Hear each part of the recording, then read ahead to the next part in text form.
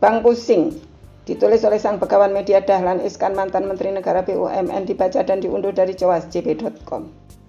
Banyak orang ngiler melihat sukses Bank Sentral Asia (BCA), tapi orang yang ngiler itu hanya melihat kebesaran BCA saat ini. Umumnya orang tidak melihat pengorbanan masa-masa awal pemiliknya, terutama dan setidaknya di 12 tahun pertama masa pertumbuhan BCA.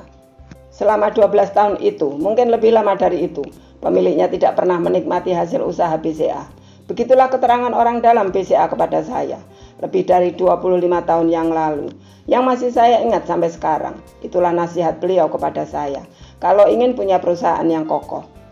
Siapapun sebaiknya juga mengingat prinsip yang dipegang pemilik awal BCA itu. Setiap kali perusahaan laba, selalu saja labanya itu dipakai untuk memperkuat perusahaan. Tidak ada yang dinikmati pemiliknya. Tidak ayal kalau perusahaan seperti BCA menjadi sangat kokoh.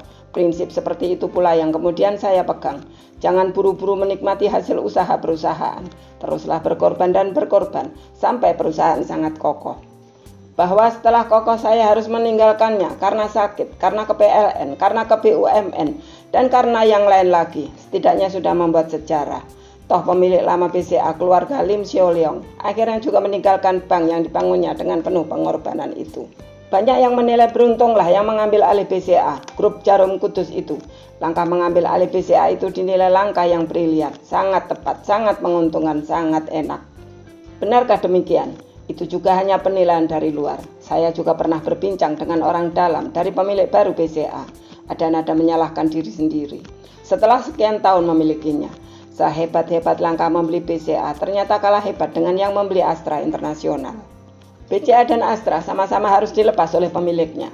Di waktu yang hampir bersamaan, Lim Sio Leong, konglomerat nomor 1 Indonesia saat itu, harus melepas BCA. William Suryajaya, konglomerat terbesar nomor 2 Indonesia saat itu, harus melepas Astra. Dua-duanya terkait dengan krisis moneter tahun 1998. Harga jual BCA dan Astra ketika itu kurang lebih sama. Sekarang ini keduanya masih sama-sama hebat, tapi dengan uang yang sama, hasilnya ternyata lebih baik kalau membeli Astra, ujar orang dalam itu. Lihat sendiri perbedaan hasilnya sekarang. Lihat market capitalization-nya, begitu jauh katanya 8 tahun lalu. Itu menandakan bahwa masih ada bisnis yang lebih hebat dari bank. Belum lagi soal aturan, yang diperbankan jauh lebih rumit daripada di perusahaan umum seperti Astra. Punya bank itu pusing. Pusingnya abadi, ujar seorang teman yang memiliki bank.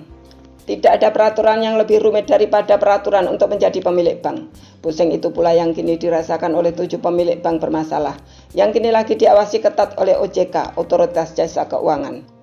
Ups, bukan 7 pemilik, tapi 3 pemilik. Bank Mayapada, Bank Bukopin, dan Bank Yuda Bakti. Yang 4 pemilik bank lainnya mungkin tidak pusing. Bank BTN, Bank Banten, Bank Papua, dan Bank Muamalat. Bank BTN milik negara, Bank Banten dan Bank Papua milik Provinsi Banten dan Provinsi Papua. Sedang Bank Muamalat terlalu banyak pemiliknya yang umumnya tidak tinggal di Indonesia. Tapi orang seperti Datok Tahir, pemilik Bank Mayapada, dan Aksa Mahmud, pemilik Bank Bukopin, pusingnya pasti bukan main. Keduanya pasti mati-matian berusaha mempertahankan kepemilikan mereka, tapi akhirnya toh harus lepas juga. Bukopin hampir pasti jatuh ke tangan Korea Selatan. Itu sekaligus mencerminkan berakhirnya perjuangan gerakan koperasi di Indonesia ke tangan kapitalis. Koperasi akhirnya toh harus kalah melawan bisnis yang diatur secara kapitalis. Adakah pejuang koperasi yang masih pusing? Itu juga mirip dengan perjuangan umat Islam di Bank Syariah, yang disimbolkan dengan kalahnya Bank Syariah yang bernama Bank Muamalat. Ada yang masih pusing?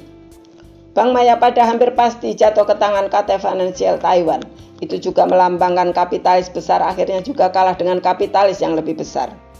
Praktis kini tinggal 2 bank nasional kelas menengah yang masih bisa bertahan dari asing, Bank Mega dan Bank Artagraha. Saya sering berbincang dengan Khairul Tanjung, pemilik Bank Mega. Saya juga sering berbincang dengan Tommy Winata, pemilik Bank Artagraha. Khairul dan Tommy adalah benteng terakhir nasionalisme kita di dunia perbankan. Saya tahu jiwa nasionalistis 2 orang itu. Saya bangga dengan keduanya di bidang ini. Terima kasih sudah mendengarkan Diswe hari ini. Semoga bermanfaat dan menginspirasi. Jangan lupa subscribe, klik lonceng, komen, like, dan share. Sampai jumpa di Diswe berikutnya. Ada pertanyaan kepada Sang Begawan, link ada di deskripsi.